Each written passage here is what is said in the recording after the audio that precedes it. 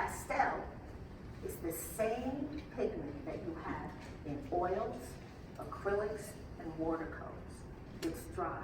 It's put together with binders and extenders. Depending how much binders or extenders will depend how hard it is. I tend to work from hard to soft, and then the luscious, soft, powdery. But then I go back. I break every rule, and it should be broken, as far as I'm concerned. It should be broken. So I work from that now. This applies, the techniques I'll tell you on how to sing will be the same as if you're doing oils or watercolors or acrylics. It really is the same, because what it comes down to is seeing. It's not what you think you have. Forget about the names. It's not a nose, a lip, a mouth, and ear. It's shapes. And you apply it to anything you do, whether it's portraits, landscapes, still life. It's all shapes and darks and lights.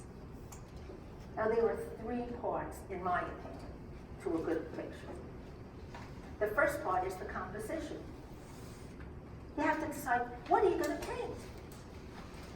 And what's important in that picture to you? So you lay it out.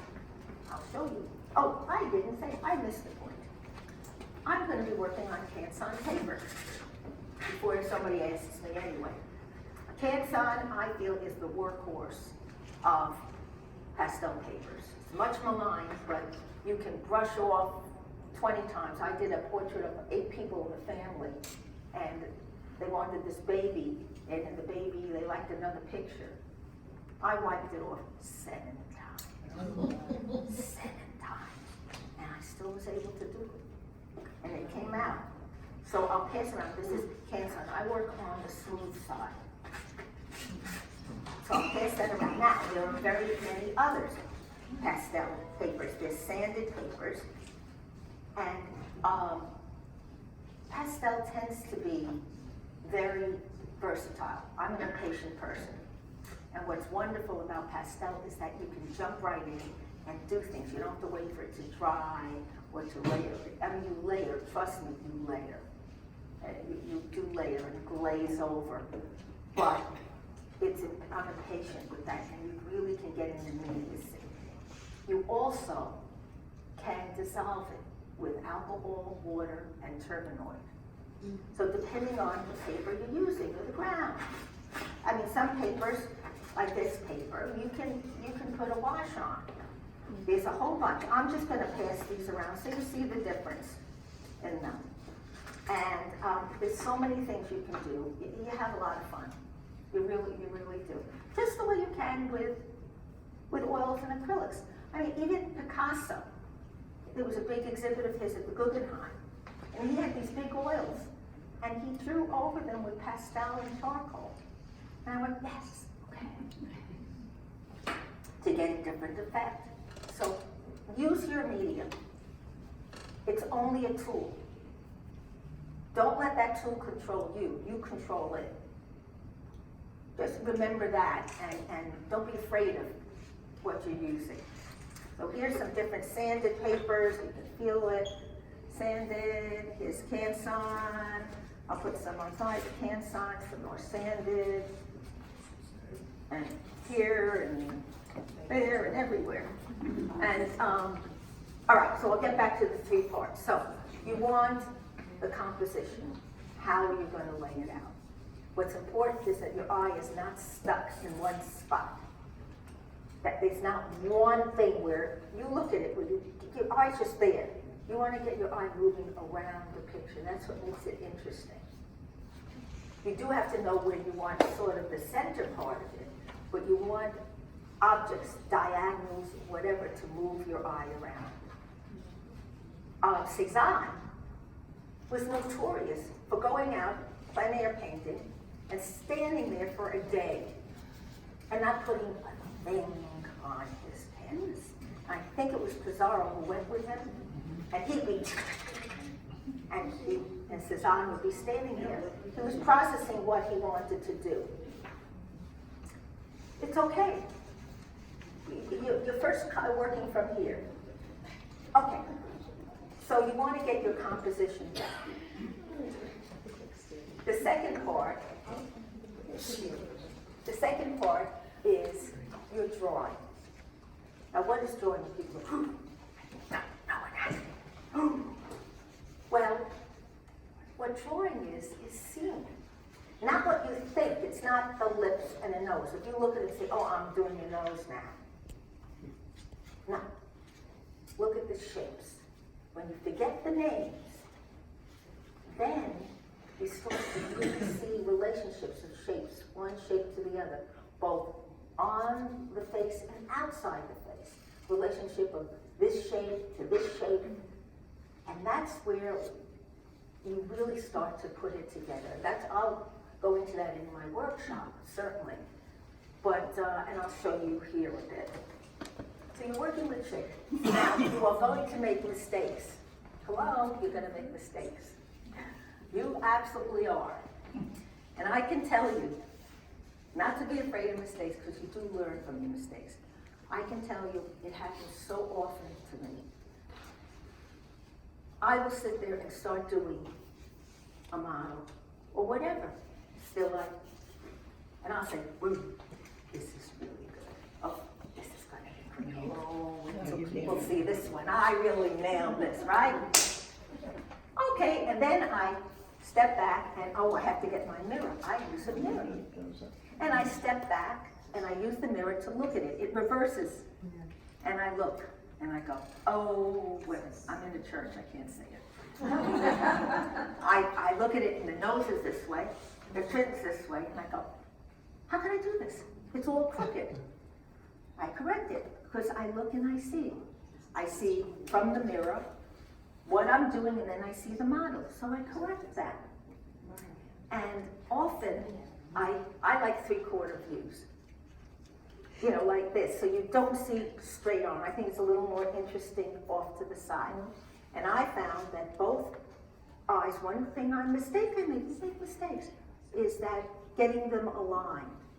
Sometimes I get them off, and I get mad at myself. I used to. And I say, you're supposed to be a professional. How could you be making that mistake? You've done this so often, right? Well, how many saw the Michelangelo exhibit at the, the New York Times had a beautiful drawing of his advertised, on their article. 3/4 view, beautiful. I looked at it, and the eyes were off. They were off. My husband can attest. I was in my studio. I started shrieking. Yes!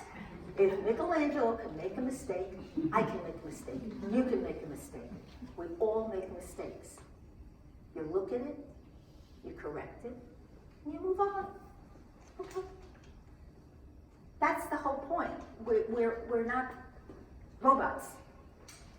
So drawing is important, but you have to remember it's seeing. And you can apply that to still lives and landscapes. It's all what you're seeing.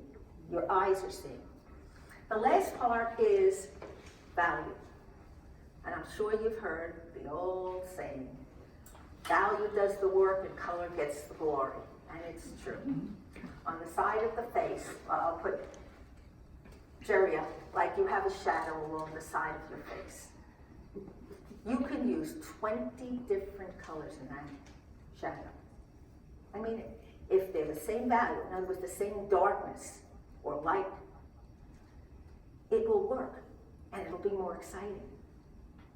I like to use different colors. You'll see I'll start in with all the colors and then I bring it back. It's going to be chaos. I mean, you're going to go, what the heck? Yeah. But, so your values have to be right. And your shapes. So the value is there, and then you work with your colors. And you play them off of one another. That's why I use a colored background. Now I'm being very conservative today. I'm using a, sort of a tan background. I realize this is not working right. Here we go. I often use a darker color, but then you wouldn't see the lines that I put on. And I use different colors. I used the color of Jerry's shirt. I love that color. I've used the burgundies, I've used blues, greens, you know, purples. I do enjoy doing the different colors. You can see the one over there. That picture of he's a man, a street man in St. Augustine. I saw him and I took 20 million pictures. From a distance, I'm zooming in. I loved his face. But that's a purplish gray picture. So I really enjoy doing that. What determines the type of paper you use for each? Well, I use Canson a lot for the portraits. It does depend what I want to do, and it does. So I'm using this right now. If I have a commission, I've used the sanded paper. I did some still lifes on some of the sanded paper, which I like too. And now I'm doing things where I make my own background with some gesso and pumice, and it's very rough, so it's a combination. I'm having fun. In my old age, I'm having fun. That's the whole point. A friend, my husband's friend, who unfortunately has passed away, told me years ago when I was struggling over a commission, he said, "Judy, have fun." And I went, he's right. Life is too short. Enjoy it. Enjoy it. So you have the three things. You have composition, your drawing, and value.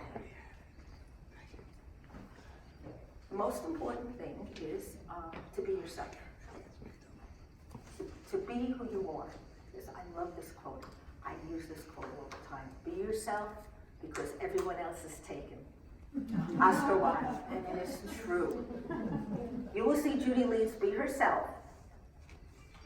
You'll learn from me, but don't try to be me, because your uniqueness is what's going to make your art unique. So I'm just starting to just put a few lines in. As I said, I don't want to do too much because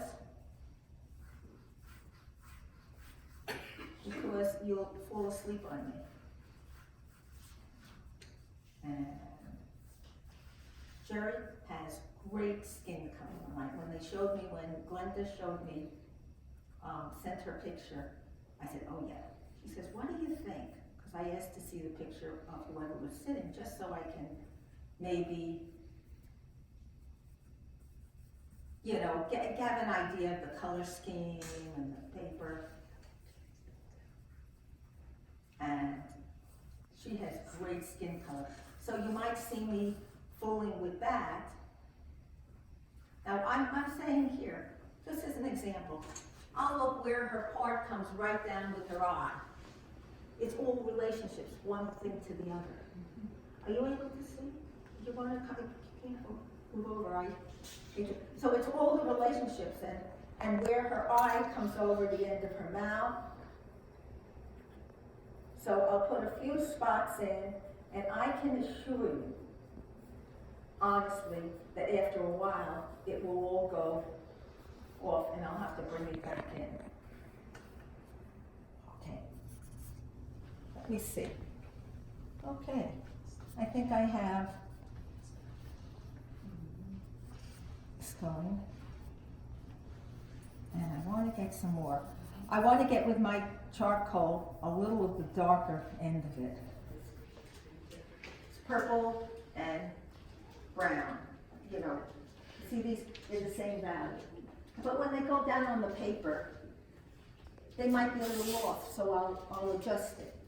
But I'm going to work first in the shadows, and I'm going to use my purple first. And as I work and go over it, I correct the drawing.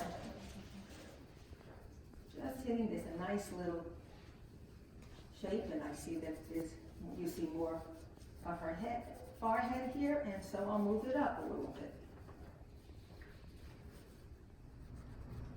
And in here, again, I might indicate the shadow a little bit, but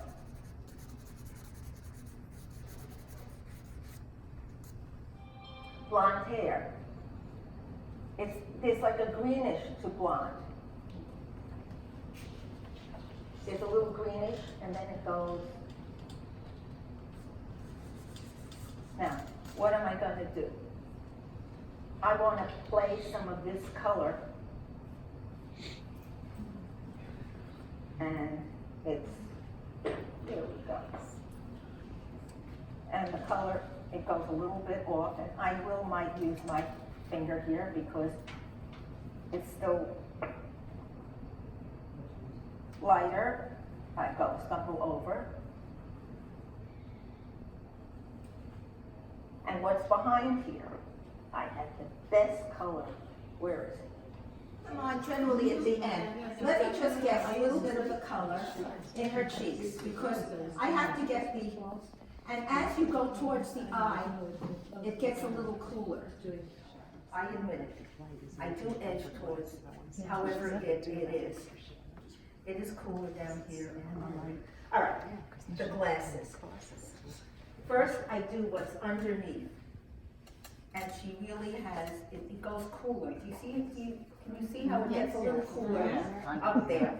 All right, and then she has, oh, nice one, red by her eyes there, and it gets, there's an edge that's red too, so a little bit. See, she has like a little light here.